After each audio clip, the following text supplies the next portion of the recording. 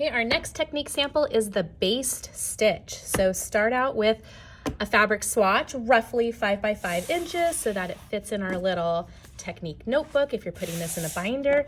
And again, it is a seam that we're going to be making, so we'll have to cut our swatch into 2 pieces. Okay, and we'll seam this back together. Now we're not going to do a plain seam. Instead, we're going to do a basted seam. So baste is a new vocabulary word.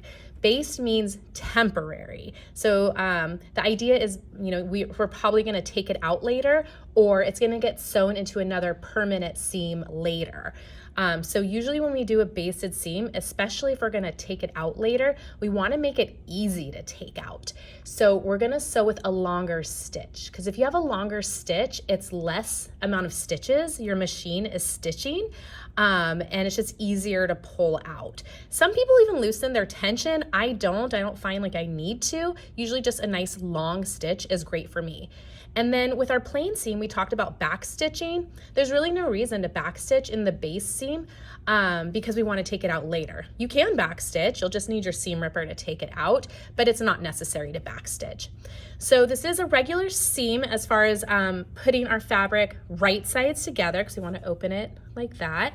We'll line up our raw edges, and you'll sew with whatever seam allowance your instructions told you to. So today we're going to do 1/2 inch. We're going to be sewing straight down. So I want to put my pins in perpendicular. Oh, this pin's not sharp. Okay, so that's really securing our fabric so it'll stay aligned. And I'm going to go ahead and start at the top of my seam. I'm not going to back stitch. I'm just going to sew straight down, stopping at the bottom and just taking it out of the machine. I'm not gonna iron it. I don't need to press open the seams unless my instructions ask me to. So this one's pretty simple. I think the hardest part is learning the vocabulary word based. So when you see the word based, you understand it's temporary, and then knowing how to change the length of your stitches on your sewing machine to a long stitch. Okay, let's sew that basted seam. So in order to do that, I went ahead and I changed my stitch length to 5. 5 is the longest. This is my stitch length dial on my sewing machine. So you have to figure out where your stitch length dial is. It's important to change because then it's really gonna tell our little feed dogs here. It'll move it at a different speed so that the needle can get a longer stitch length. Okay, so mine's ready to go at a very long stitch length. I'm gonna go ahead and do 1/2 inch seam allowance. Okay, I got my pins in. I'm gonna lift up my presser foot, push my threads towards the back, line up the raw edge of my fabric against the line next to 1/2 inch.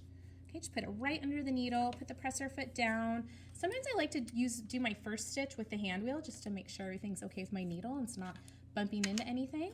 I can take out my first pin, and I'm not going to backstitch because this is a basted seam. So really, I'm just going to keep an eye on this raw edge and make sure it stays aligned with this line so that I sew a straight line. And again, I'm not pushing the fabric. The feed dogs are the ones that are pushing the fabric. I'm just kind of guiding it so it stays straight. Okay, I made it to the end. So next I need to make sure that my take-up lever is in the highest position, and it is not. So I need to turn my hand wheel towards me. There we go. Now it's high.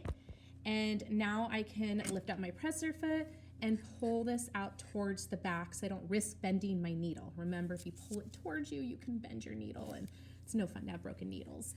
There we go. And go ahead and cut your thread.